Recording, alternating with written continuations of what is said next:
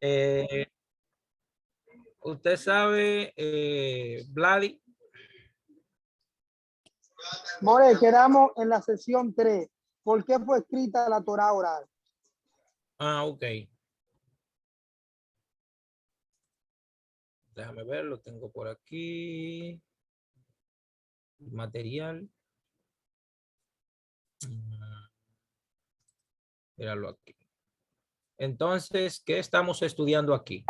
¿Quién da una pequeña introducción sobre qué estamos estudiando aquí?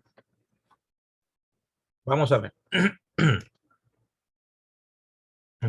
Aquí estamos estudiando halajá rabínica, que es cómo aplicar la Torá, la forma correcta de interpretar la Torá escrita.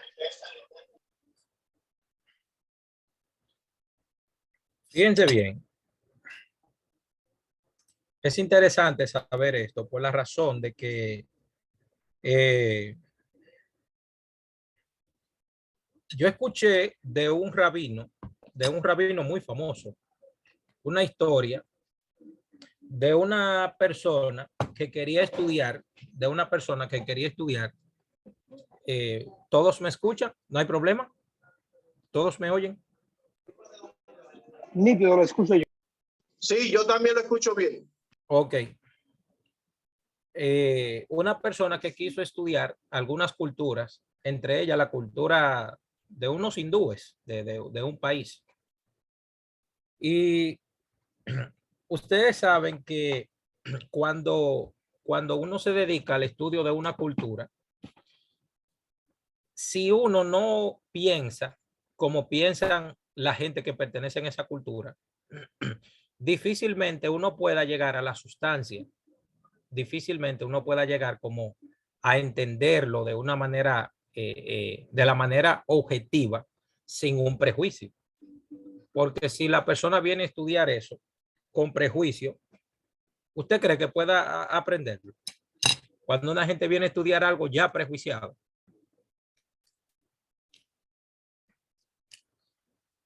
Correcto, maestro. Yo siempre he dicho que todo aquel que va a estudiar debe de tener una mente neutral, para que pueda asimilar lo que el maestro está transmitiendo.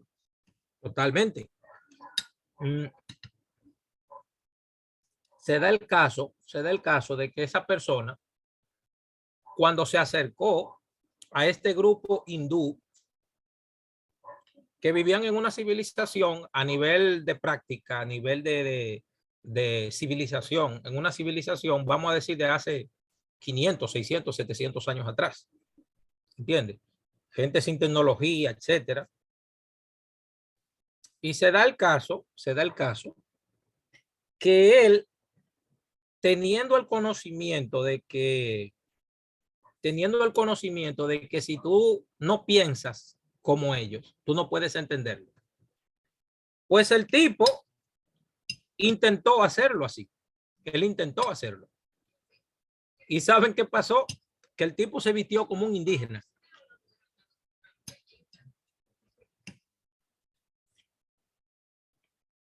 Y empezó a celebrar sus fiestas, a comportarse como ellos, a hablar como ellos, a aprender su idioma, todo. ¿Y sabían ustedes que el tipo que terminó enamorándose de la cultura de los indígenas? Terminó enamorándose de eso.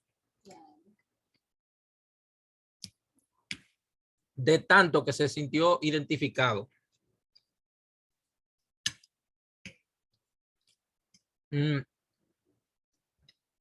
Y se da el caso que el tipo se enamoró de esa cultura. Enamorado totalmente se enamoró. Porque él quiso estudiarlo, pero él quiso estudiarlo pero desde el punto de vista de ellos. No desde el punto de vista mío, que yo no conozco nada. Entonces, cuando nosotros estudiamos halajá, el sistema de interpretación y transmisión de cómo se aplican y cómo se obedecen los mandamientos de la Torá, lo que estamos haciendo aquí es un pequeño sistema pedagógico de ponernos a pensar como pensaban los rabinos de la época, de cómo piensan ellos, de cómo actúan, de cómo, de cómo comen, de cómo hacen todo, de cómo viven, de cómo pensaban, cuál era su folclore, su forma de vida, etcétera. ¿Entiende? Entonces, eso es lo que estamos haciendo aquí. Intentando pensar cómo pensaban ellos, intentando analizar, ver cómo ellos ven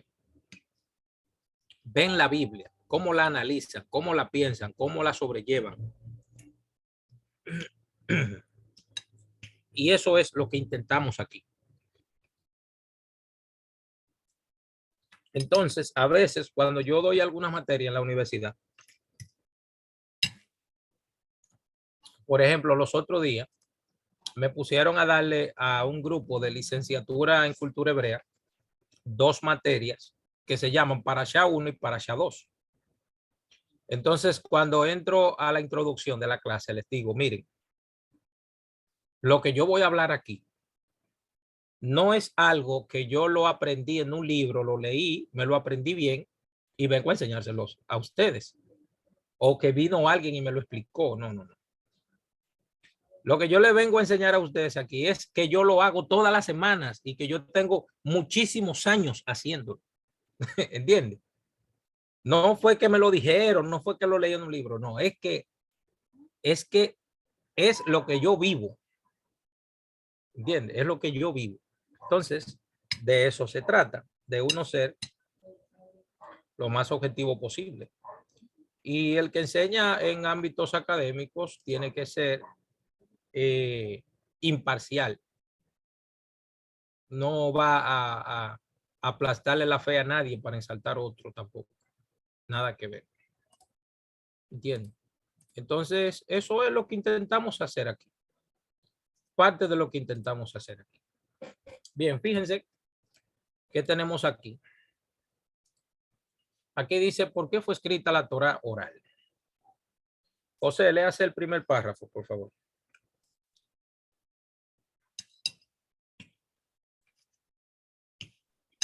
La Torá oral fue transmitida con la intención de permanecer siendo un acompañamiento verbal de la ley escrita. Y, de hecho, inicialmente estaba prohibido escribirla. Sin embargo, los sabios también tenían una tradición paralela respecto a que si llegaba un momento en el cual la perpetuación de la Torá oral llegaba a verse amenazada, entonces podía ser escrita. En consecuencia, después de la destrucción del segundo templo en el año 70 de la era común y del exilio del pueblo judío, la Torá oral fue registrada como la Misná, el Talmud y los Midrashim entre los siglos 2 y 5. Significativamente, incluso cuando fue escrita, lo hicieron de tal manera que el elemento oral permaneciera intacto. Ok, explíquelo ahora. Bueno, que todos saben qué es la Torá oral. La Torá oral se pasaba de boca en boca, o sea que se enseñaba con la boca, sin nada escrito.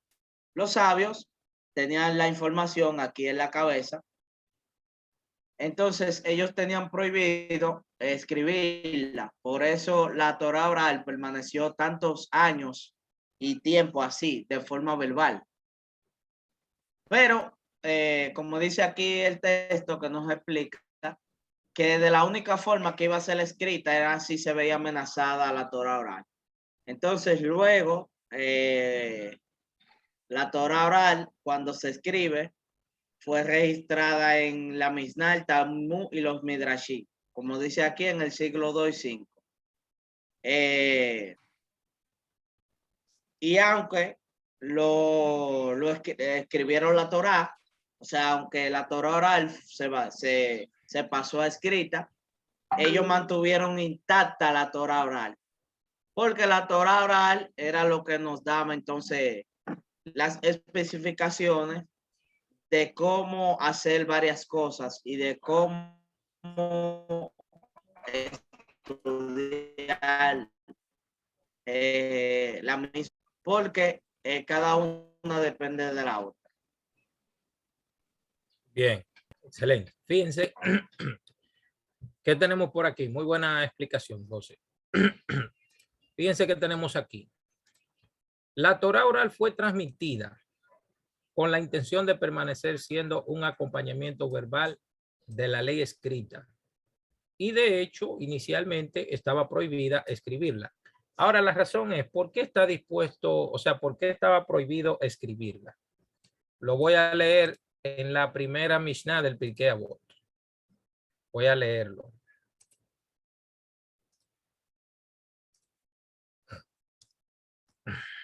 Déjame ponerlo por aquí.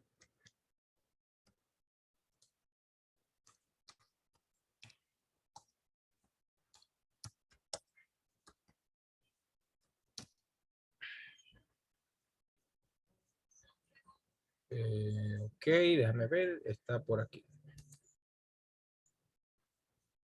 Ok, mírenlo aquí. ¿Por qué era prohibido? Fíjense lo que dice aquí. Dice aquí, Pirkei Avot, capítulo 1, Mishnah 1. Fíjense cómo se lee la Mishnah. Capítulo 1, Mishnah 1 dice, Moshe kitbe Torah mi Sinaí. Moshe recibió la Torah del Sinaí y la transmitió a Yehoshua. ¿Quién es Yehoshua? Josué, Josué. Exactamente, la transmitió a Yehoshua y Yehoshua a los ancianos, a los Zekenim. ¿Recuerdan los 70 ancianos que eligió Moshe? Y dice, y los ancianos a los profetas, a los Neviín. Y los, dice, y los profetas lo transmitieron a los Anshe Knesset Hagedolá, a los hombres de la gran asamblea. Señores, nada de esto estaba escrito. Todo esto eran repeticiones. Dice, ellos enunciaron 3 principios. Número 1, sean prudentes al juzgar. O sea, que cuando fueran a juzgar a la persona tenían que considerarlas de 2 maneras, culpables e inocentes. Y dice, formen muchos discípulos. ¿Quién dijo esto? Formen muchos discípulos. ¿Recuerdan a alguien que haya dicho esto? Jesús. Exactamente. No es nada nuevo. De hecho, me enteré hoy que la primera persona que dijo la verdad os hará libres no fue Jesús tampoco. Sí, lo dijo un rabino del siglo II, antes de la era común, que se llamaba Rabí Yehoshua ben Perahia.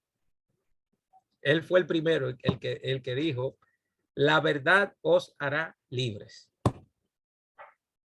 ¿Entiende? Y la gente está afanado desconectando a Jesús de la tradición judía.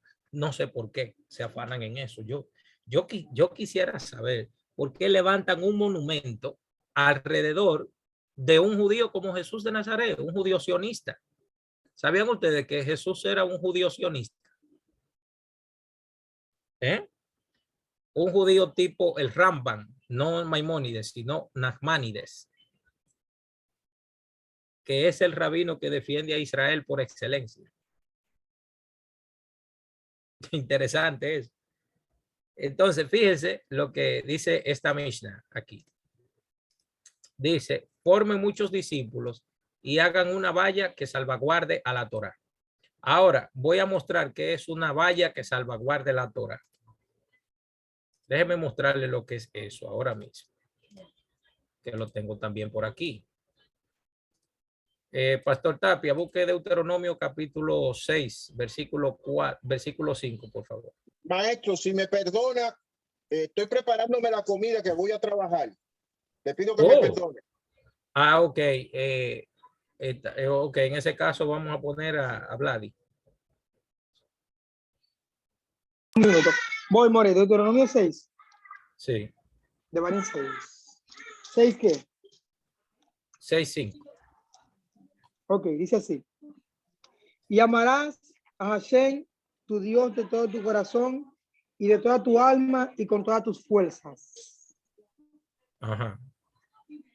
Entonces, dice aquí, para que el pastor Tapia lo vea, que es una valla alrededor de la Torá, que el Nuevo Testamento le hace muy mala propaganda en algunos casos, en otros no. Pero fíjense lo que dice Marcos 12, 28 y 29, dice, y amarás al Señor tu Dios. Fíjense cómo Jesús lo enumera aquí. Amarás al Señor tu Dios. Dice, con todo tu corazón y con toda tu alma. Y fíjense qué dice aquí. Fíjense. Léalo de nuevo, Vladi.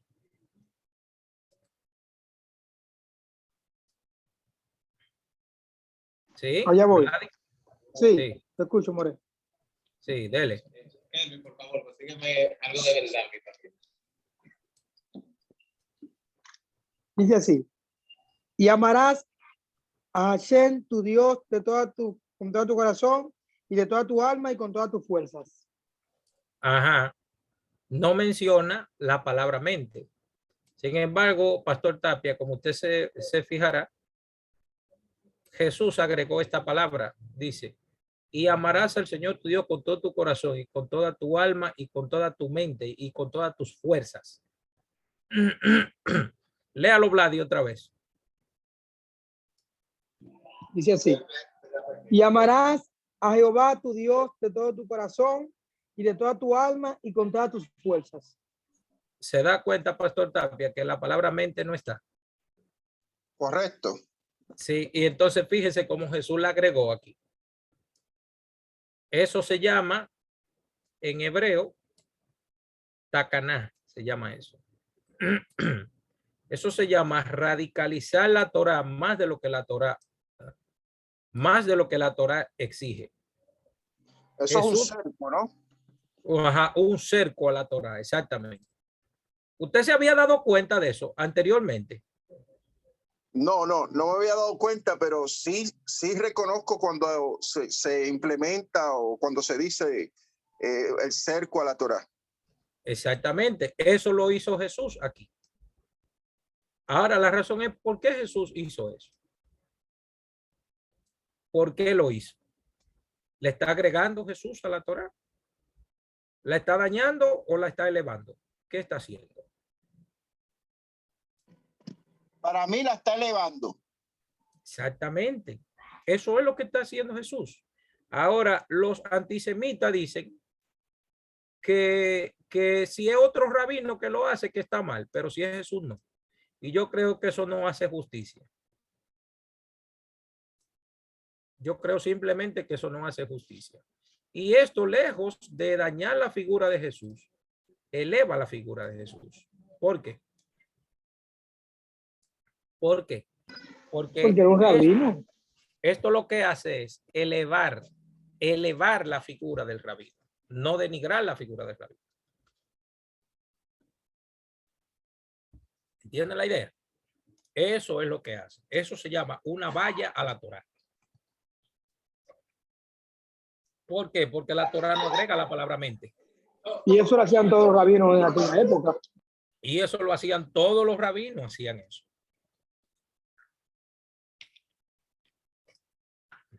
¿Entiendes? Eso lo hacían todos los rabinos. Entonces, no hay que alarmarse por eso. La gente no tiene que alarmarse por eso. No hay forma.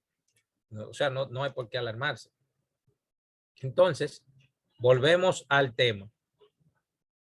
Ya tienen una idea de lo que es una valla alrededor de la Torá.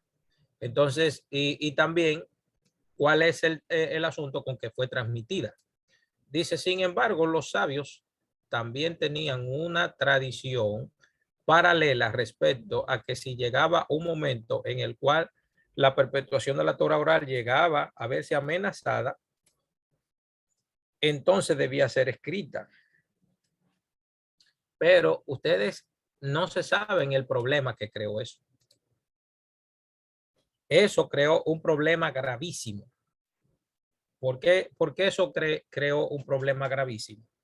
Porque la Torá oral no estaba para ser interpretada, o sea, no estaba para ser escrita, por la razón de que la gente la podría interpretar mal. ¿Y sabe cómo se llama el hecho de que la gente coja un texto y lo interprete mal? ¿Ustedes saben cómo se llama eso? ¿Alguien sabe aquí cómo se le llama a eso? ¿Alguien tiene idea? ¿Mm? Bueno, si he de interpretarlo, ahí viene siendo lo que es, ay santo, en la forma como tradujeron o escribieron entonces lo que dijeron, lo que se dijo en aquel entonces. Es como una mala traducción. Léanse primer libro de Corintios, segundo Corintios, capítulo 3, versículo 6, por favor, para que sepan cómo se llama cuando una gente escribe algo que no debió escribirse. Lean segundo libro de Corintios, capítulo 2. Segundo Corintios, capítulo 3, versículo 6. Y guarden ese texto para que se acaben las... Escuchen bien que lo voy a decir. Escúchenlo bien que lo voy a decir. Las malditas malas interpretaciones. Léalo, estimado. 3:6, More. Sí, 3:6, léalo. Dice así: el cual asimismo nos hizo ministros competentes de un nuevo pacto, no de la letra, sino del espíritu, porque la letra mata, mas el espíritu vivifica. ¿Qué es lo que hace la letra? Mata. Por eso es lo que usan casi todo el evangélico RT cuando tú le bajas duro con un poco de sabiduría de lo que uno ha aprendido. ¿Ven qué es lo que quiere decir la letra mata? Cuando Rabí Yehuda Hanasi decidió escribir la Mishnah, la ley oral judía, eso, cuando llegó la destrucción del templo, como leyó José ahorita, los rabinos, los sabios, empezaron a verlo escrito y empezaron a interpretarlo. Entonces, en la interpretación se perdió se perdió la interpretación correcta. Entonces la gente empezó a confundirse. ¿Entiendes? ¿Por qué? Porque eso no debía ser escrito. Porque en la antigüedad lo que valía era la palabra, lo escrito no valía nada. La letra mata, incluso el mismo Sócrates lo llegó a decir. Así mismo como lo dice Pablo.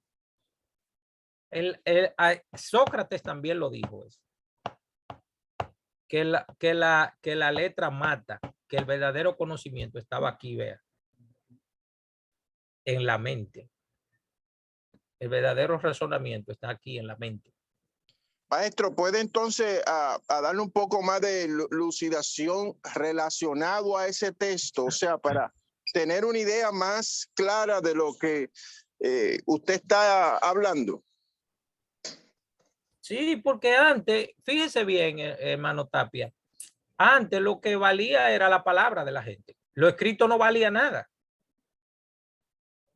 ¿Cómo la gente se casaba antes? La gente se casaba por la palabra. ¿Recuerda cuando Abraham mandó los 10 camellos a buscar la esposa de Isaac? Mandó a Eliezer con Sí, los 10 correcto. camellos. Exactamente, que él fue a Padán Aram. Ya ustedes saben la historia, yo no tengo que contárselo. Ustedes la saben la historia. Yo no tengo que contarles eso. Y él le dijo, fue a la familia, Cuando él le contó todo. ¿Recuerdan ustedes qué le dijo la familia de Rivka a Rivka? ¿Ustedes recuerdan qué él le dijo? ¿Ustedes recuerdan qué le dijeron cuando él le contó a qué él fue? ¿Recuerdan ustedes que la familia de Rivka le dijo a ella cuando escucharon la historia que él le dijo? ¿Recuerdan ustedes qué le dijeron? ¿Recuerdan sí o no? No, maestro, no, yo no recuerdo. Cuando Eliezer contó todo, lo que había pasado, ellos le dijeron a ella, ¿irás con este hombre? ¿Y qué dijo ella?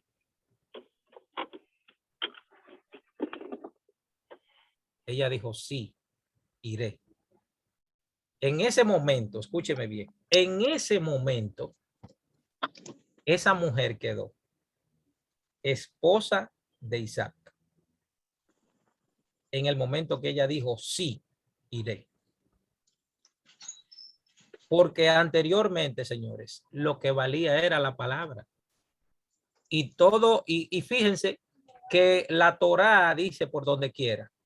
La Torá dice en el libro de Shemot, de Éxodo, en el libro de Levítico, de Vayikra, en el libro de Bamidbar, dice, Vaidaber Adonai el Moshe Lemor. Habló Dios a Moisés diciendo. ¿Qué es lo que dice? ¿Escribió Dios a Moisés o le habló Dios a Moisés? Es el habla. Todo está en el habla. Le habló. Le habló. ¿Cómo fue creado el mundo? ¿Por medio de qué? Del oral, de la palabra. Dios habló. ¿Tiene la idea? Lo que se percibe, en la antigüedad lo que tenía fuerza era la palabra. Lo que la gente dice. ¿Entiende? En la antigüedad, las mujeres quedaban casadas con el hombre. No era por el anillo, era por la palabra. Además, el anillo se lo daba, como no se le daba anillo en la antigüedad. ¿Sabe qué era lo que le daban a la familia? Le daban dinero. Dinero le daban. Ustedes no ven que cuando Eliezer va a la casa de ¿cómo se llama? De Betuel, el papá de Rivka. ¿Qué es lo que él hace? Le da dinero, le da provisiones, porque va a llevarse una mujer. ¿Entiende? Entonces, en el mundo judío, en el mundo de la Torá, de la Biblia, a las mujeres, escuchen bien esto, las mujeres no le dan anillo al hombre. El hombre le da un anillo a la mujer. La mujer no tiene que darle anillo al hombre. ¿Sabe qué es lo que la mujer le da al hombre? ¿Alguien sabe aquí qué es lo que le da? Un talí. Un talí le da, un talí. Es el verdadero asunto. Le voy a mostrar uno ahora.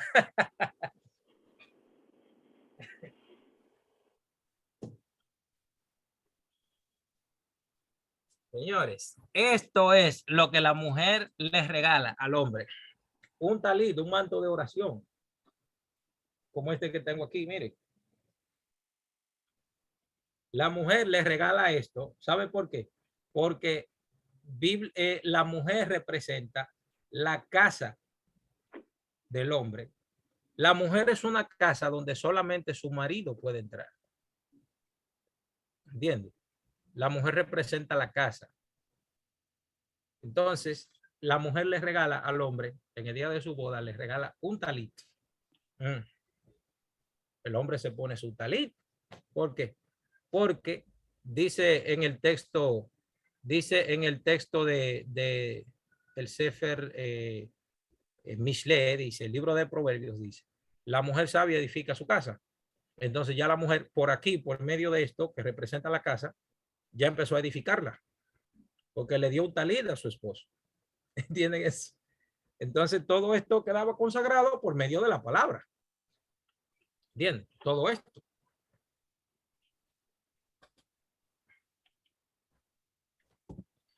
Miguel me levantó la mano. Adelante, Miguel.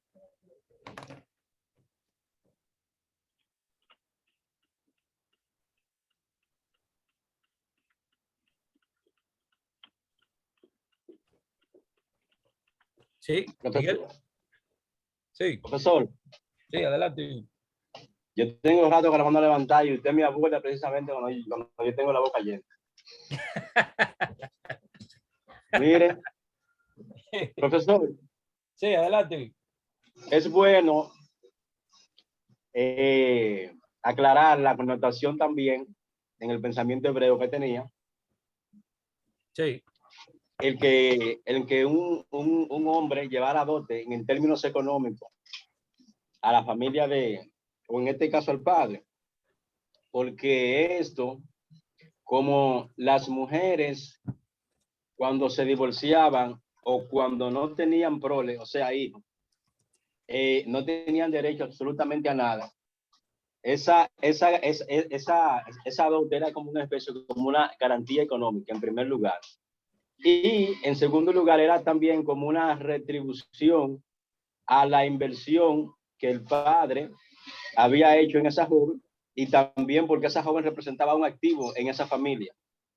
Y al esa joven irse, entonces esa dote era también como más o menos una especie de compensación en todas esas aristas que hemos mencionado.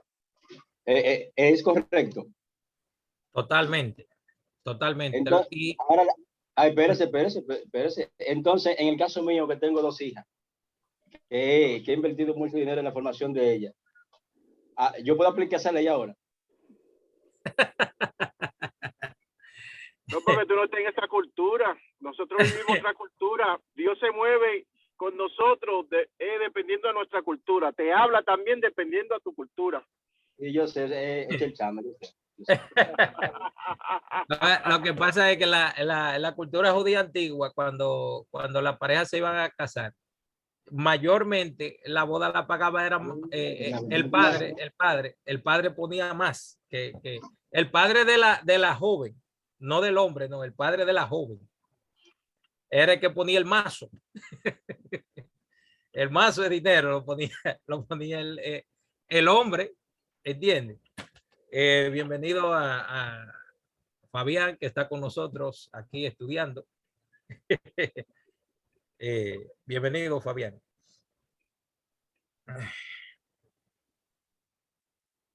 Bueno, seguimos. Entonces, anteriormente, como le digo, lo importante era la palabra. Incluso la gente podría automaldecirse simplemente usando la palabra.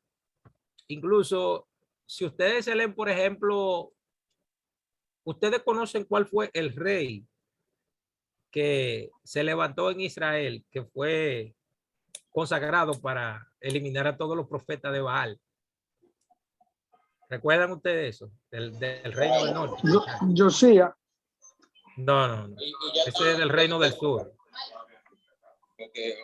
Él reunió a todos los profetas en un lugar y ¿recuerdan esa historia? La de acá. Sí, pero fue otro rey que vino después. Se llamaba Jehu, el rey Jehu. En la Biblia. Me voy a ausentar por unos minutos, maestro, disculpe. ¿Cómo fue? Me voy a ausentar por unos minutos nada más. Ok, está bien.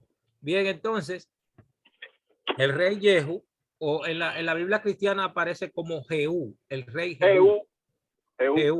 Sí, pero en hebreo es Jehu.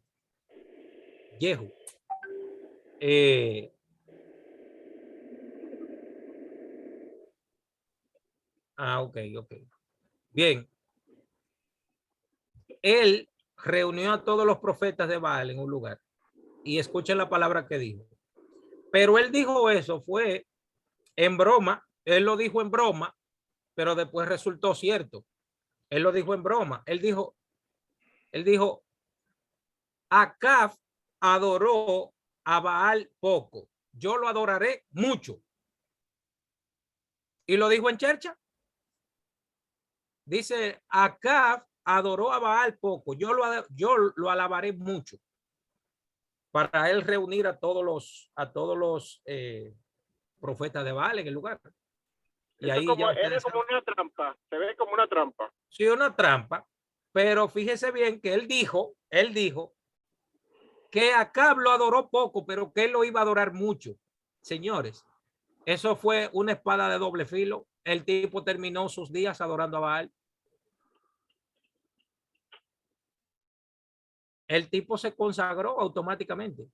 Eso es para que nosotros nos demos cuenta del poder que tenía la palabra. ¿Entiendes? Es un poder inmenso. Un poder inmenso, de verdad. Una cosa terrible.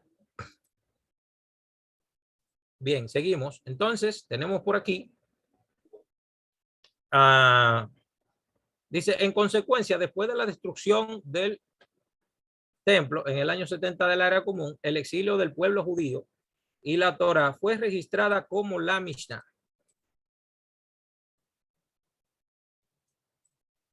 Como esto no se podía escribir, Rabbi Yehuda dijo, la Torá oral no se puede escribir, pero ¿qué tuvo que hacer el Rabbi Yehuda Hanasi? Tuvo que, para salvar el resto de la ley, tuvo que violar una. O sea, violó una ley para salvar muchas leyes. Es un ejemplo de cómo cuando un hombre tiene una pierna podrida, vamos a decir, que hay que amputarla. ¿Cómo reaccionan los médicos cuando ven eso? La van a picar. Que para salvarle la vida a la persona Hay que picársela. hay que quitarle la pierna. Eso fue lo mismo que hizo Rabbi Yehuda Hanasi. Fue lo mismo. Él dijo, si no escribimos la ley, vamos a perder la información. Si no la escribimos. Entonces, ¿qué él hizo? Le escribió. Pero el problema que eso causó con el paso del tiempo fue un problema gravísimo. ¿Por qué? Porque la gente que no sabía nada, la gente que sabía mucho, la gente que sabía poco, la gente empezó a interpretar eso. Y ahí tenemos problemas tremendos de interpretación, justamente por eso. ¿Entiendes? Pero hubo un problema todavía anterior a eso. Y fue que yo lo voy a mencionar, pero no lo voy a detallar ahora, porque eso es otro estudio. La razón por la que se dio la Torá oral fue por el pecado del becerro de oro. Anterior a eso, solamente estaba la Torá escrita. Anterior a eso. Era solamente la Torá escrita. Pero como el pueblo de Israel pecó con el becerro de oro, que los sabios de Israel describen eso. Oiga cómo los sabios de Israel describen eso. Que el pecado del becerro de oro es como cuando una mujer y un hombre se van a una luna de miel y el día de la boda, no, como cuando un hombre y una mujer se van a casar y en la luna de miel la mujer se va con otro hombre. Así hizo el pueblo de Israel. En vez de irse con Dios, se fue con otro hombre. Entonces Moshe rompe las tablas que escribió Hashem con puño y letra. Entonces las rompe porque se violó el mandamiento de la idolatría. Los primeros 5 mandamientos de los 10 quedaron violados. ¿Saben ustedes cuáles son? Los primeros 5 mandamientos. ¿Quién me lo dice? Sin leerlo en la Biblia de memoria. Vamos a ver. Sin leerlo en la Biblia de memoria. Adelante, Katy. Yo puedo decir uno. Amar a Dios sobre todas las cosas. Ajá. Amar al prójimo o a ti mismo. Ok. ¿Están de acuerdo los chicos que están escuchando aquí con esos 2 mandamientos que dice Katy? El segundo es honrarás a tu padre para a tu que madre. Sí. A tu padre y a tu madre para que tu día de tu vida sean largos. Sí, correcto. Bien, ¿están de acuerdo los demás con esos pronunciamientos? ¿Están de acuerdo? Vladi, Miguel, José, ¿están de acuerdo? José dice que no está de acuerdo. Bueno, aquí tenemos un problema ahora. José no está de acuerdo. Miguel no sé si tiene algo que decir. Vladi yo creo que no está ahí todavía. No, voy a escuchar a mi hermano erudito Fabián. Me voy a ilustrar.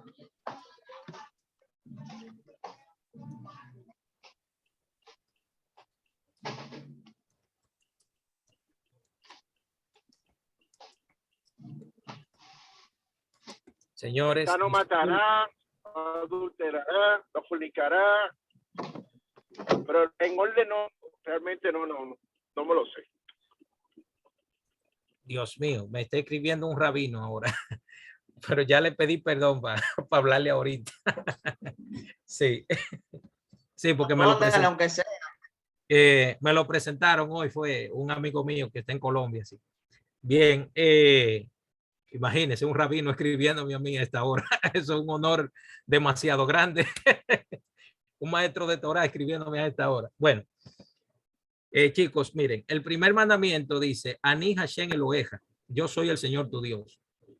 El primero de los 10 mandamientos dice, yo soy el Señor tu Dios. El segundo dice, no tendrás otros dioses delante de mí. El tercero dice, no tomarás el nombre del Señor tu Dios en vano. ¿Entiendes? El cuarto,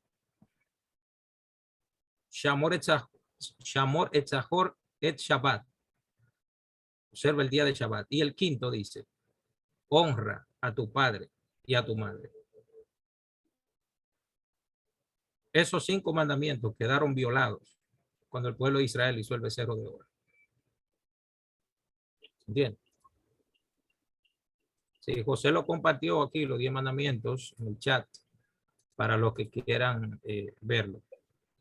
Entonces, esos 5 mandamientos quedaron violados. Entonces, como la ley de Dios, no puede haber paz. Señores, si no hay paz del hombre con Dios, ¿puede haber paz del hombre con el hombre? Pregunto. Si no hay paz del hombre con Dios, ¿puede haber paz entre hombre y hombre? No. Hay gente que el mismo libro de Primera de Juan, en el capítulo 4, por ahí, versículo 10 en adelante, en esa carta de Juan dice, no el libro de Juan, Primera de Juan dice, el hombre que dice que ama a Dios pero aborrece a su prójimo es un mentiroso, porque si no ama a Dios a quien no ha visto, a su prójimo a quien ha visto. Bien, ¿entienden entonces la idea de en qué consiste esto? Que si se violan los primeros 5 mandamientos de los 10, si se violan los primeros 5, ¿cómo puede haber paz ya cuando los primeros 5 mandamientos de la Torah son referencia al hombre y Dios? Eso se llama en hebreo mandamientos mitzvot ben Adán la Makón. Se llama eso en hebreo. Mitzvot ben Adán la Makón. Quiere decir mandamientos relacionados el hombre con Dios. Los primeros 5 mandamientos. Los otros 5 mandamientos que restan, no robes, no asesines, no digas falso testimonio, no codicies. ¿Entiende? Esos mandamientos ya son de el hombre con el hombre. En hebreo se conocen como Ben Adán le Javeró. Entonces, como se violan los primeros 5 mandamientos relacionados con Dios, entonces el hombre con el hombre no pueden tener paz. ¿Entiende la idea? Entonces, como se violó ese mandamiento o esos mandamientos, Moshe rompe primero las primeras 5 tablas, porque se violó el mandamiento de la idolatría, de la conexión de Dios con el hombre, y luego rompe la segunda tabla, o sea, la segunda, porque entonces si no hay paz con Dios, menos va a haber paz del hombre con el hombre. ¿Cómo se mide la espiritualidad de la persona? Pasando las 24 horas orando, leyendo la Torah el día entero, voceando. ¿No? La espiritualidad del hombre, de la persona, se mide en cómo trata a su prójimo. ¿Entiendes? Así es que se mide la espiritualidad. Cómo yo trato a mi prójimo, cómo trato a mi esposa, a mis hijas, a mi vecino, si le tiro la basura en el frente de su casa, si le subo la música para que él no escuche. ¿Entiende? Así es que se mide la espiritualidad de la persona. ¿Por qué? Porque cuando la persona actúa conforme a lo que Dios dice, entonces el lugar alrededor de donde vive queda influenciado por eso. Entonces, como las primeras tablas son rotas, las segundas tablas, Dios le dice a Moshe, escribe tú los mandamientos. ¿Qué aprendieron los sabios de ahí? Que cuando Moshe escribió los mandamientos, de ahí se aprendió o salió o se originó la Torá oral. ¿Por qué? Porque el elemento divino que había en las primeras fue roto. Entonces, en el segundo intento, ya tiene un elemento divino, pero Dios le dice a Moshe, escríbelas tú. Por eso, cuando ustedes leen Éxodo 20 y comparan con Deuteronomio 5, aunque son los mismos 10 mandamientos, tienen una ligera diferencia entre ellos. ¿Y cuál es la diferencia? Que el primero habla Dios, ¿entiende? Habló Dios todas estas palabras diciendo, dice Éxodo 20, y luego dice, Moshe viene y recapitula lo que ya Dios dijo. Pero ¿qué pasa cuando Moshe recapitula lo que Dios dijo? Que ya hay un elemento humano en el texto. Y eso se llama en hebreo Torah Sheve Alpe, Torah oral. Entonces, esa Torah oral, existía la tradición de que esa tradición no se debía de escribir. ¿Entienden? Bien, entonces seguimos con el texto. Fíjense, dice aquí, en consecuencia, después de la destrucción del segundo templo en el año 70 del Era Común y el exilio del pueblo judío, saben, por las guerras que habían y todo eso, la Torá oral fue registrada como la Mishnah, el Talmud y los Midrashim entre los siglos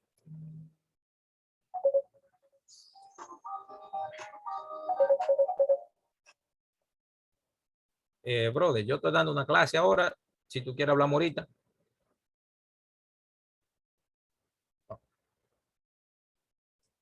Pues dame un chancecito, déjame terminar esta clase a ver cómo yo te meto la mano. Pues sí, entonces tenemos aquí, miren, en consecuencia, después de la destrucción del segundo templo, 150 años después, la Mishnah fue escrita, o sea, la ley oral, entre los siglos 2 y 4. ¿Por qué? Porque el Talmud Bablí se terminó para el año 400. El Talmud Yerushalmi se termina en el año 400.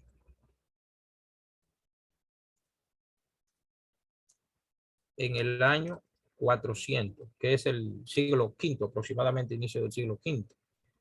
Y el Talmud Bablí se termina para el siglo VI, aproximadamente el 550, por entre el 550 y el 580, más o menos. Dice, significativamente, incluso cuando fue escrita, lo hicieron de tal manera que el elemento oral permaneciera intacto. Cuando uno hace un estudio de profundización en el estudio del Talmud, ustedes se darán cuenta que el nivel de perspicacia que los rabinos tienen, el nivel de interpretación que los rabinos desarrollan, es un nivel sumamente profundo. Un nivel, señores, una cosa sumamente profunda, algo como fuera de lo racional. Cosas que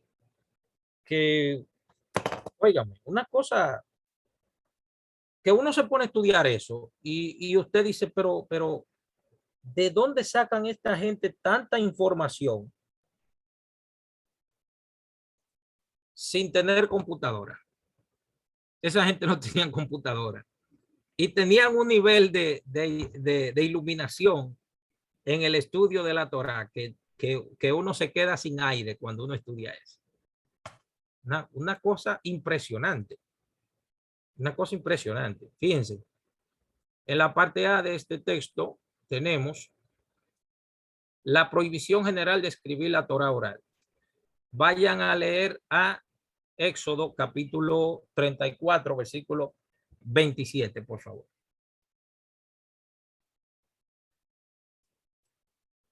Éxodo 34, 27. ¿Quién lo va a leer? Adelante. Yo, More, ya estoy aquí. 34, 27. Se evitó que lo pusiera a leer el libro del profeta Jeremías mañana, los 50 capítulos enteros. Ay. Toda. 34, 27. Adelante, léalo. Dice así. Y Hashem dijo a Moisés, escribe tú estas palabras, porque conforme a estas palabras he hecho pacto contigo y con Israel. Ajá, ok. Hasta ahí. Déjame ver que tengo un amigo que está quedado y voy a terminar esta clase un poquito más rápido para ir a ayudarlo. Pero maestro, una pregunta, ¿ha quedado en su carro o que necesita algo de usted? Y disculpa la información. No, él está quedado en un carro que se le dañó. Él tiene un carro de lo mismo mío. Oh, Tiene, incluso del mismo año, él tiene un Kia K5 del 2013, igual que yo. Entonces está averiado su vehículo. Entonces yo tengo que ir a ayudarlo. no, maestro, pero si hay que parar la clase, párela y vaya a socorrer a ese hombre.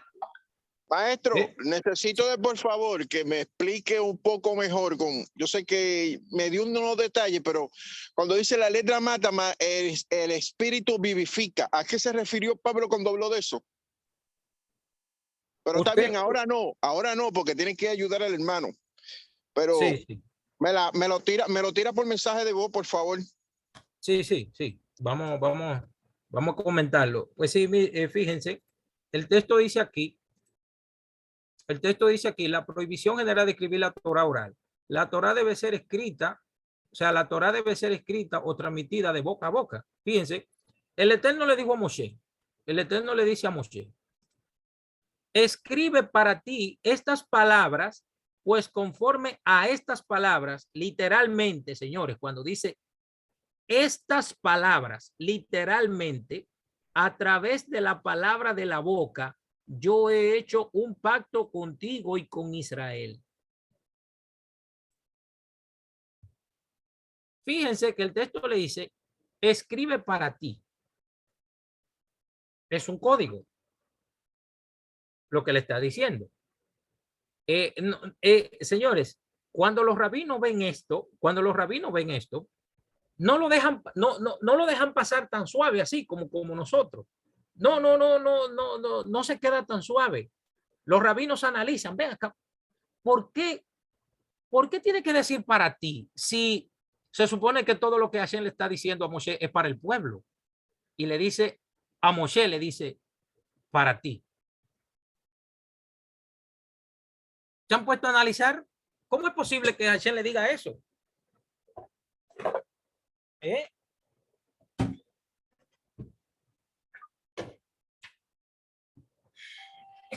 interesante estudiar esto, porque esto nos conduce a nosotros a profundizar un poco más en el texto. Nos conduce a profundizar un poco más y analizar el texto en su objetividad, alejarnos un poco de la subjetividad y apegarnos un poco a la objetividad. Fíjense, dice el Talmud, dice el Talmud, en el tratado de Gitín 60b, dice el Talmud lo siguiente. Gitín ¿sabían ustedes que esto aparece en el Nuevo Testamento, el tratado de Gitín? ¿Sabían eso? ¿Sabían eso? Que eso aparece en el Nuevo Testamento. ¿Eso? Ni idea, ni idea. El tratado de Gitín, sí. Eso está en el Nuevo Testamento. Sí. De hecho, la palabra en singular en hebreo es get, que significa documento de divorcio. Entonces, Gitín, como aparece ahí, es documentos. Así. De divorcio, por supuesto. ¿Recuerdan cuando Jesús dijo que el hombre le dará carta de divorcio a la mujer? ¿Bajo cuáles dos cosas tenían que hacer para que se le diera la carta de divorcio? ¿Cuál era? Número 1. Adulterio y causa de fornicación, dice el texto. Ajá, adulterio y fornicación, sí. Señores, ¿creen ustedes que cuando Jesús dijo eso, dijo carta?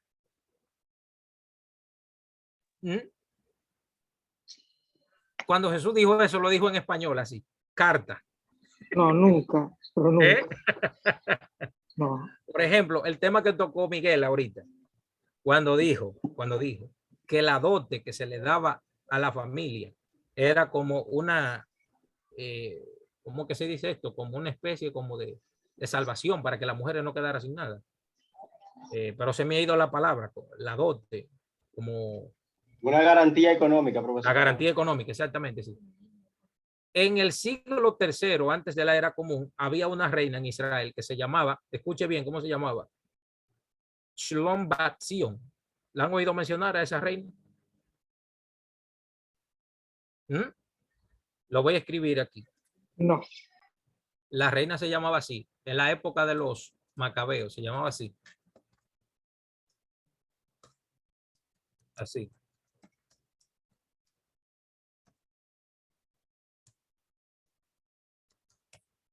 Así se llamaba. Shlom Bat Zion. ¿Sabe cómo este nombre fue castellanizado? Fue castellanizado así como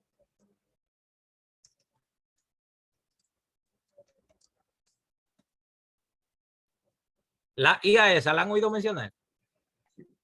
La reina de Salomón. No, no, no. Fíjese bien lo que yo escribí aquí. Reina de Salomón, no, yo no había escuchado. ¿Qué?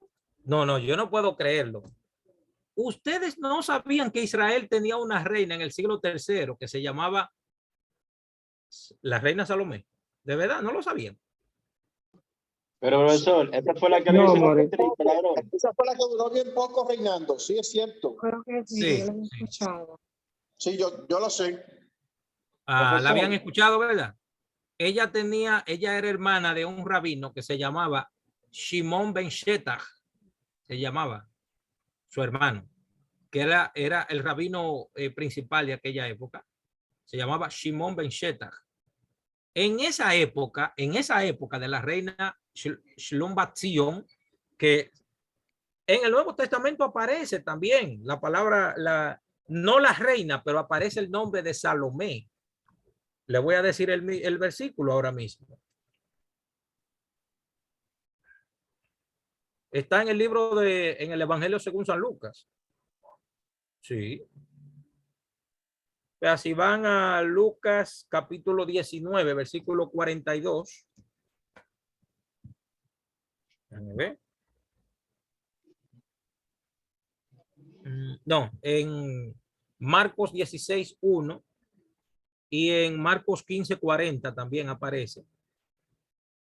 Dice, cuando pasó el día de reposo, María Magdalena, en hebreo Miriam Magdala, María la madre de Jacobo, Miriam, la madre de Jacobo, o sea, Miriam, la madre de Jacob, y Salomé, pero no había ninguna mujer judía que se llame Salomé.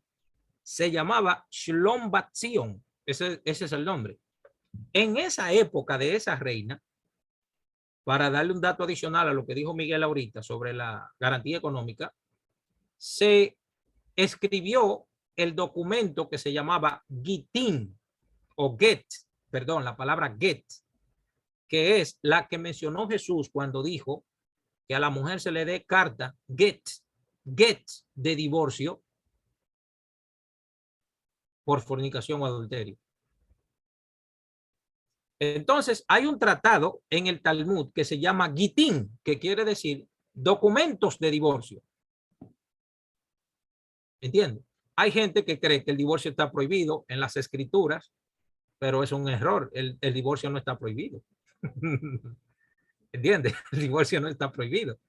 Ahora, eso no quiere decir que el hecho de que esté permitido, que la gente se va a divorciar, como decía Gilel, porque la mujer le queme la comida al marido. No, nada que ver. Eso no es así. Hashem condena las divisiones. Pero cuando no se puede llegar, pues, imagínense, hay que llegar ahí. Bien, entonces, hay un tratado en el Talmud que se llama Gitin, que quiere decir documentos. Dentro de ese tratado, hay una explicación a lo que estamos estudiando aquí hoy sobre la prohibición de escribir la Torah oral, perdón. Y está escrito así en el tratado de Gitin, en el Talmud dice, Rabbi Yuda Bar Nachmani, la razón que dice Bar y no Ben, es porque esto es el Talmud babilónico. Entonces, en arameo no se dice Ben, sino Bar. Para los que no saben eso, ya tienen una idea, porque a veces dice Rabbi Shimon Bar Yochai. Pero entonces hay otros rabinos que se llamaban, por ejemplo, David Ben Israel o Yehoshua Ben Peragia, por ejemplo. Entonces dice Rabbi Yehuda Bar Nachmani, el orador público de Rabbi Shimon Ben Lakish. Ve, aquí aparece la palabra Ben, porque Rabbi Shimon Ben Lakish era de la tierra de Israel. Enseñó lo siguiente: escribe para ti estas palabras. ¿Qué quiere decir Éxodo, Shemot 24, 34, 27, cuando dice, escuche bien porque el Talmud lo va a explicar ahora, dice, escribe para ti estas palabras, dice, lo va a explicar Rabbi Yehuda Bar Nachmani en nombre de Rabbi Shimon Ben Lakish, dice lo siguiente, dice, escribe para ti estas palabras, implicando que la Torá debía ser escrita y también está escrito, pues conforme a estas palabras, literalmente a través de la palabra de la boca, implicando que no debían ser escritas. Dice, a través de esta palabra. ¿Cuál es a través de esta palabra? Es la Torá escrita. Entonces, a través de la Torá escrita, las palabras orales no se podían escribir. ¿Qué debemos hacer entonces? Esto significa, con respecto a las palabras escritas, no tienes la libertad de decirlas de memoria. Fíjese bien, escuche bien esto. Cuando nosotros estamos estudiando la Torá escrita, señores, si nosotros estamos estudiando la Torá escrita, ¿qué debemos hacer? Leerlas, porque están escritas. Y cuando estamos hablando de la Torá oral, ¿dónde se guarda la Torá oral? Pregunto, ¿dónde se guarda? La mente. Se guarda aquí. ¿Por qué se guarda aquí? Porque cuando uno vaya a leerla, entonces tiene que tener la Torá oral en la mente para poder aplicar lo que dice el texto escrito. ¿Entiende? Entonces, Rabbi Yehuda Bar Nachmani y Rabbi Yehuda Bar Nachmani enseña en nombre de Rabbi Shimon Ben Lakish que a través de la Torá escrita, que está para que sea escrita, la Torá oral no se debe de escribir porque está aquí dentro, está en la mente. Por eso uno tiene que tratar de aprenderse la Torah oral para poder interpretar lo que dice la Torah escrita. Y voy a poner el ejemplo nuevamente, que ya lo había mencionado y lo voy a volver a mencionar de nuevo. Esto que yo tengo aquí es un frasco de pastilla de glicinato de magnesio. Esto que tengo aquí. Esto yo lo uso como para tener un balance mineral en el cuerpo. Y me la tomo de noche antes de dormir. Porque esto alivia los músculos del corazón, inducen al cansancio. O sea, inducen al sueño para que uno pueda relajarse cuando duerme. Me tomo 2 antes de acostarme. Bien, entonces, ¿qué es la Torah oral? La Torah escrita. La Torah escrita es como la pastilla que está dentro. La pastilla. Y la Torah oral es la instrucción que está aquí al lado, que dice, tómese 2 antes de acostarse. Mantenga fuera del alcance de los niños. No lo use mujer embarazada. ¿Ve la diferencia? Es diferente, no es igual. ¿Entiende? Entonces, ¿qué tenemos aquí? Dice, sigue diciendo el Talmud.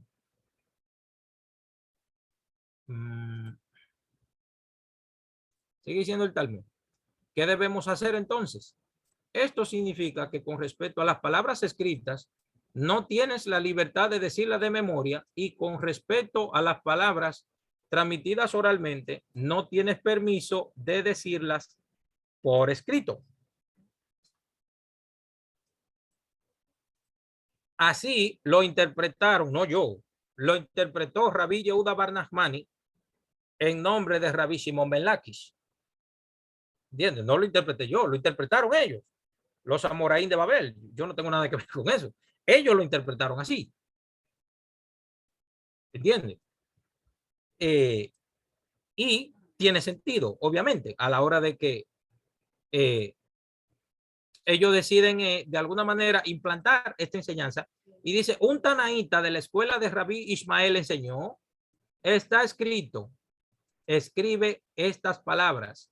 Estas puedes escribirlas, es decir, la Torah escrita, pero no escribas la alajá, es decir, la Torah oral. Ve, o sea, es como cuando nosotros estudiamos la Torah, estamos analizando qué la Torah nos está diciendo,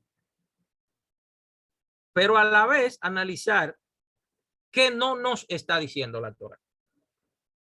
Porque está diciendo, haz esto, pero no necesariamente, por ejemplo, si yo digo, vamos a lavar la ropa, indirectamente, ¿qué estoy diciendo? Que no vamos a estar desocupados, que vamos a estar trabajando. ¿Entiendes? Entonces, esto es una forma de cómo ir entendiendo el texto. Esto es una forma como de cómo ir entendiendo el texto, leyendo lo que la Torah dice, pero también leyendo lo que no dice. O sea, en ambas direcciones. Viendo el texto en ambas direcciones. No solamente viéndolo desde un solo lado, sino viéndolo de otros lados distintos. No viéndolo de un solo, sino de ambos lados. ¿Qué nos dice en un sentido? ¿Qué nos dice en otro sentido? Etcétera.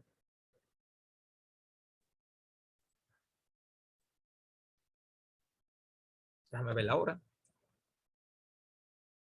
Ok. Dice el Rabenu Nissim, comentario sobre el Talmud Babli en el Tratado de Megilá. El Tratado de Megilá es el tratado que habla sobre el libro de Esther, que este libro tiene su tratado en el Talmud, se llama así mismo Megilá, que quiere decir rollo. La Torah oral debe ser oral para asegurar que sea transmitida con exactitud de maestro a alumno. ¿Recuerdan la Mishnah que le leí al principio? Para que sea transmitida de maestro a alumno, la Mishnah que le leí ahorita, la tengo por aquí. La primera Mishnah del Pirkei Avot que dice, déjame ver.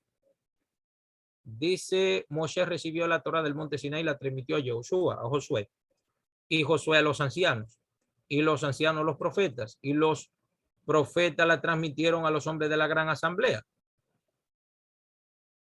¿Entiende? Esto de transmitió es la explicación de ellas. La explicación. Y que esto, por lo general, no quedó por escrito. Incluso yo he oído rabinos que dicen que escucharon explicaciones de su maestro que no estaban escritos en ningún libro de Alajá.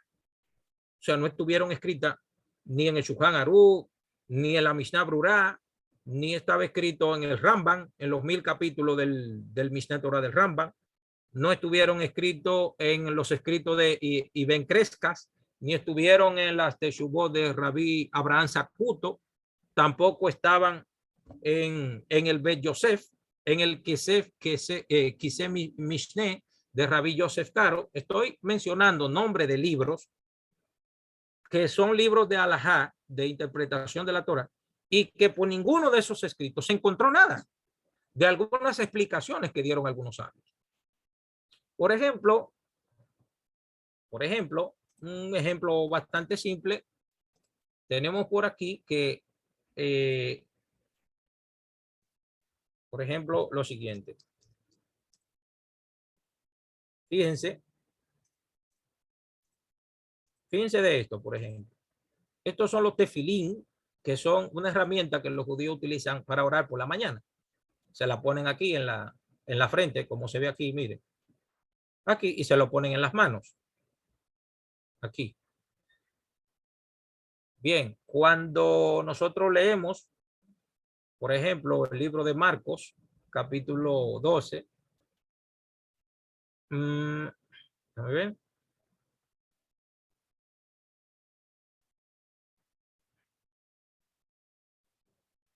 Bueno, Deuteronomio, capítulo 6, verso 4 dice, y esta palabra que yo te mando estarán sobre tu corazón y hablarás de ella cuando estés en tu casa, cuando andes por el camino a acostarte a levantarte.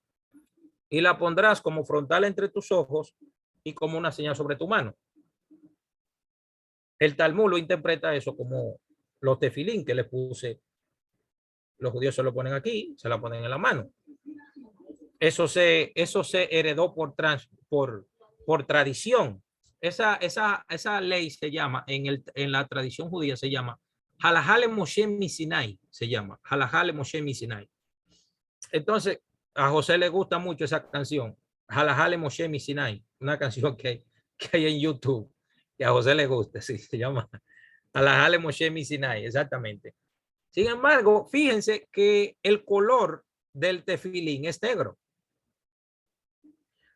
Nunca le pasó a ningún judío por la mente, nunca le pasó a nadie que leyera la Torá dentro del pueblo de Israel. En ningún momento le pasó por la mente que los tefilín debían hacerse blancos o que debían hacerse azules o amarillos o color naranja, el color que le gusta a algunas mujeres, o de color rosita, así, medio rosadito. Nunca le pasó a ningún judío por la mente eso, de que eso fuera de color. Vamos a hacer unos tefilín rosados ahora. Nunca le pasó por la mente eso. ¿Por qué? Porque eso se llama Halajale Moshe Misinai y eso no está escrito. Escuche bien. El hecho de que los tefilín sean negros no está escrito en ningún libro de Halajá de ninguna época. Eso está escrito. En ningún libro está. Sin embargo, todo el pueblo de Israel sabe que son negros. Cuántas vueltas se le dan la mano. Y que ponerse esa palabra entre tus ojos no es ahí, en esta sección, sino aquí, ahí. Esta sección aquí de la cabeza, ahí. O sea, eso no está escrito en ningún libro. Sin embargo, ellos lo saben. Y no está escrito en ningún libro. En ningún libro lo dice. Interesante. ¿Cómo llegar a ese tipo de conclusión? Por ejemplo. Entonces dice, la Torá oral, dice aquí, Dice, debe ser oral para asegurar que sea transmitida con exactitud de maestro a alumno, como leí la primera Mishnah del Pirkei Avot. Dice, la razón de la prohibición de escribir la Torah oral es que la tradición oral contiene explicación de la Torah escrita que solo pueden ser entendidas cuando son explicadas bien por un maestro. Si estuvieran escritas, uno podría verse tentado a conformarse solo con eso, aunque no lograra entenderlo. Fíjense que cuando entonces Rabí Yehuda Hanasi decide escribir la Mishnah, eso cayó en manos de gente en Israel que no habían recibido la Mesorá, la tradición oral de los maestros anteriores a ellos, y empezaron a interpretarla mal. ¿Entiendes? Por ejemplo, hay un movimiento que se llama Caraítas, que ellos interpretan un versículo que hay en el libro de Éxodo, cuando dice que no tendrás luces o fuegos dentro de todas tus moradas. ¿Y saben lo que pasa? Que cuando llegue el Shabbat y los bombillos están apagados, ellos se mueven así en la casa con los bombillos apagados y no la prenden. Porque entienden el versículo literalmente. ¿Entienden? Sin embargo, los rabinos crearon un sistema para que uno pueda tener luces en Shabbat sin necesidad de encender el fuego. Pero como ellos lo toman literal, que no tendrás luces, se quedan al oscuro así en Shabbat la noche entera, así al oscuro, y chocan con la mesa y todo, un desastre, porque lo toman literalmente. Es un problema ahí que tienen esa gente.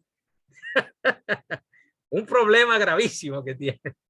¿Entienden? Entonces, esto no hace otra cosa que la habilidad que los fariseos, que los rabinos, que los sabios, extra, compañía, entonces, los sabios de la gran asamblea, el Sanedrín, los Anshegneses Agedolá, todo ese grupo de gente desarrollaron una forma de interpretación que ha permanecido hasta hoy. ¿Entiendes? Ha permanecido por mucho tiempo. Y todo el pueblo de Israel ha seguido eso por generaciones. ¿Entiendes? Y cuando leen muchísimos textos en la Torah, no pueden ser interpretados literalmente, sino que le dan una interpretación. ¿Recuerdan el versículo de Lucas que leímos que Jesús le agregó la palabra mente al texto? Sin embargo, la Torah no menciona la palabra mente, pero Jesús agregó la palabra mente. ¿Qué quiere decir eso en buen judío? Que Jesús, en vez de dañar lo que la Torah dice, radicalizó lo que dice la Torah. O sea, exigió un poco más de lo que dice la Torah, porque la Torah dice con toda tu alma, con toda tu fuerza y con todo tu cuerpo, con toda tu alma, y es como con toda tu alma, con todas tus fuerzas y con todo tu cuerpo. Sin embargo, Jesús viene y dice con todo tu cuerpo, con toda tu alma, con todo tu mente. Agregó otro más. Eso elevó la Torah, o sea, la radicalizó, exigió más de lo que dice la Torah, eligió un poquito, o sea, en vez de bajarla, mejor la elevó y exigió más de lo que dice la Torah. Él como rabino podía hacerlo, tenía la autoridad para hacerlo, como maestro que era, podía exigirlo. Dígame, Fabián.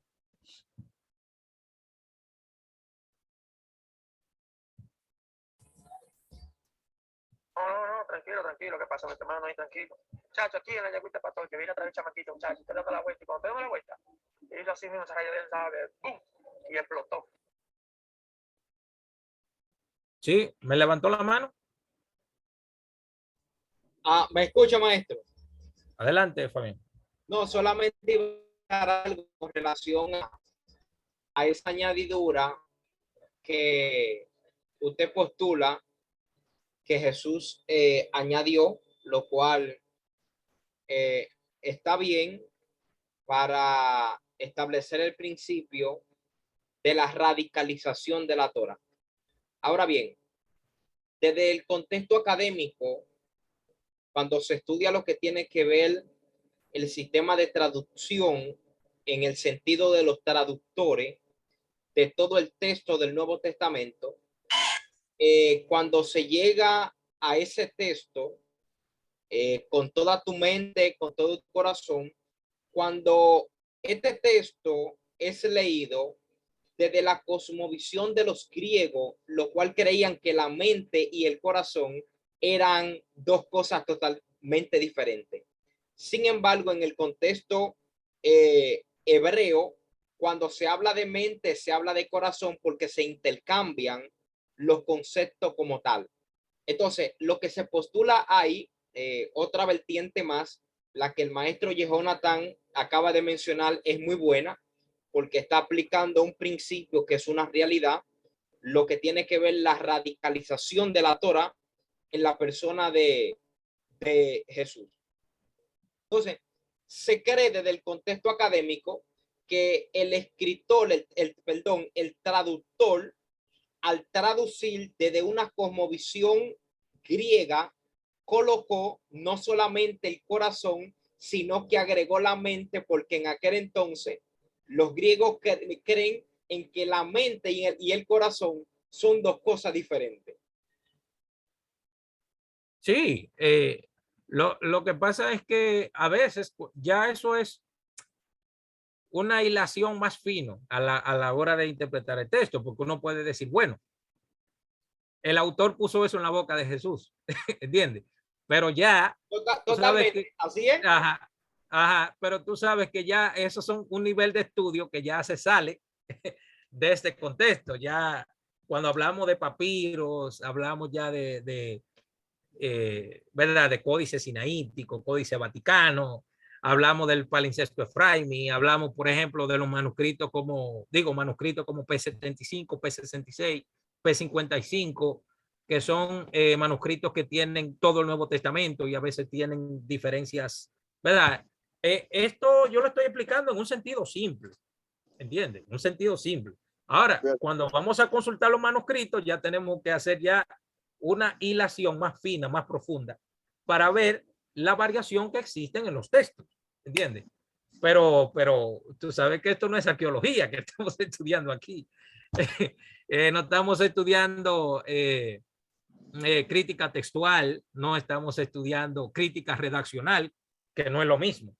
Crítica redaccional es una cosa y crítica textual es otra cosa. ¿Entiendes? Son dos variantes distintas, no es lo mismo. Entonces, cuando uno empieza a comparar manuscritos, cuando uno se entra, por ejemplo, a la página del Códice Sinaítico y uno se entra a la página del Códice Vaticano y entonces uno empieza a verlo en griego y a hacer comparaciones y averiguar palabras de manera filológica, de manera semántica, etcétera, lingüística.